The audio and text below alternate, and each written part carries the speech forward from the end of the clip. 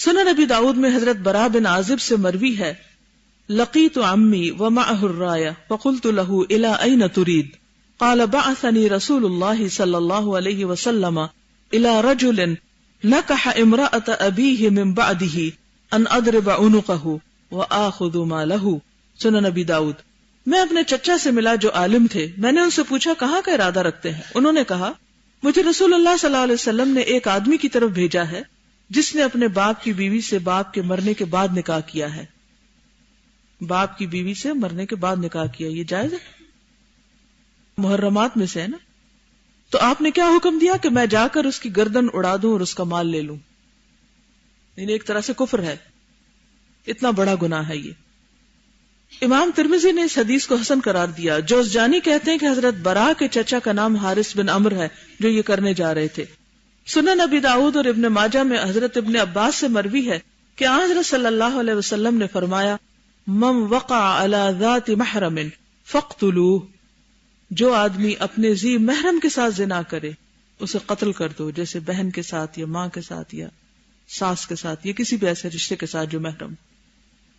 حجاج بن یوسف کے سامنے ایک شخص کو پیش کیا گیا جس نے اپنی بہن پہ قبضہ جما رکھا تھا. حجاج نے اسے محبوس رکھنے کا حکم دیا، قید کر دیا اور کہا کہ اس کے متعلق حضرت صلی اللہ علیہ وسلم کے صحابہ سے مسئلہ دریافت کرو. چنانچہ حضرت عبداللہ بن مطرف سے دریافت کیا گیا. انہوں نے کہا رسول اللہ صلی اللہ علیہ وسلم سے میں نے سنا من تخطى حرم المؤمنین فخطوا اوسطہ بالسیف، جو آدمی ایمان والوں کی حرمت کاٹے اسے تم بھی کمر سے کاٹ دو. اس حدیث میں گو درمیان سے کاٹ دینے کا حکم ہے، لیکن اصل مسئلے کی مستقل دلیل اس میں موجود ہے. دوسرے لفظوں میں جس سے کسی حال میں بھی وطی اور جماع جائز نہ ہو اس سے وطی اور جماع کرنے والی کی سزا اور حد قتل ہے. اس پر وہ حدیث بھی دلالت کرتی ہے جو ماں بیٹی کے ساتھ جماع کرنے سے قتل واجب کرتی ہے. اور آپ دیکھیں کہ اس وقت انسسٹ جو ہے کتنا عام ہو چکا ہے. دیگر ذوات محارم کے متعلق بھی یہی کہا جائے گا کہ جو آدمی ایسی عورت سے وطی یا جماع کرے جس سے کسی حال میں وطی یا جماع جائز نہیں، اس کی حد قتل ہے، جس طرح کہ لوتی کی حد قتل ہے، کیونکہ اس سے بھی طبیعتیں نفرت کرتی ہیں اور طبیعتوں کے خلاف ہے. تحقیق یہ ہے کہ ان ہر دو مسئلوں پر نص سے استدلال کیا جا سکتا ہے. نیز قیاس صحیح بھی ان ہر دو مسئلوں کی صحت پر شہادت دیتا ہے. البتہ کچھ اختلاف ہے اور وہ یہ کہ اس ایک خصوصیت رشتہ کی وجہ سے قتل کی سزا دی جائے گی یا حد زنا کی بنا پر.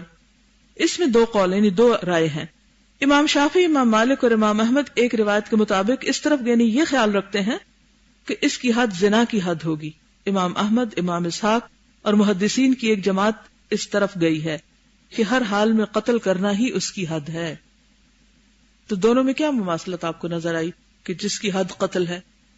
محرمات سے زنا اور مرد کا مرد سے تعلق، کیونکہ دونوں ہی غیر فطری عمل ہیں. یہ تمام حضرات اس امر پر بھی متفق ہیں کہ اگر کسی شخص نے کسی ذی محرم سے نکاح کر لیا، اس سے جماع کیا اور اس کی حرمت سے وہ واقف تھا تو اس پر زنا کی حد جاری ہوگی. صرف امام ابو حنیفہ کا اس بارے میں مسلک یہ ہے چونکہ شبہ کی گنجائش موجود ہے اس لیے حد ساکت ہو جائے گی. جواب میں دوسرا فریق کہتا ہے کہ نکاح کا نام دھر کر اس نے جماع کیا، نکاح تو ہوتا ہی نہیں، اس لیے جرم اور زیادہ وزنی ہو جاتا ہے. دو حرام چیزوں کا اس نے ارتکاب کیا ہے، ایک تو یہ کہ وہ عقد حرام اور دوسرا جماع حرام کا مرتکب ہوا، یعنی نکاح بھی حرام اور جماع بھی حرام، لہذا دو جرم. حرام عقد کے ساتھ جب جماع حرام ضم ہو گیا یعنی اکٹھا ہو گیا تو عقوبت اور سزا کیوں کر ہلکی ہوگی؟ جب جرم دو ہو گئے تو سزا کیسے کم ہو سکتی ہے؟ مردہ عورت کے ساتھ جماع اور وطی کرنے کے متعلق وہ کہا کہ دو قول ہیں اور یہ دونوں امام احمد بن حنبل وغیرہ کا مسلک ہے. ایک قول یہ ہے کہ مردہ عورت کے ساتھ زنا کرنے سے حد واجب ہوگی، یہ امام اوزاعی کا قول ہے. زانی پر حد یقیناً جاری ہوگی کیونکہ اس کا یہ فعل ایک بہت بڑا جرم ہے، کیونکہ اولاً اس نے فحش کام کیا اور ثانیاً مردے کی حرمت توڑی. جزاک اللہ خیرا. سبحانک اللہم و بحمدک نشہد ان لا الہ الا انت نستغفرک و نتوب الیک. السلام علیکم و رحمۃ اللہ وبرکاتہ.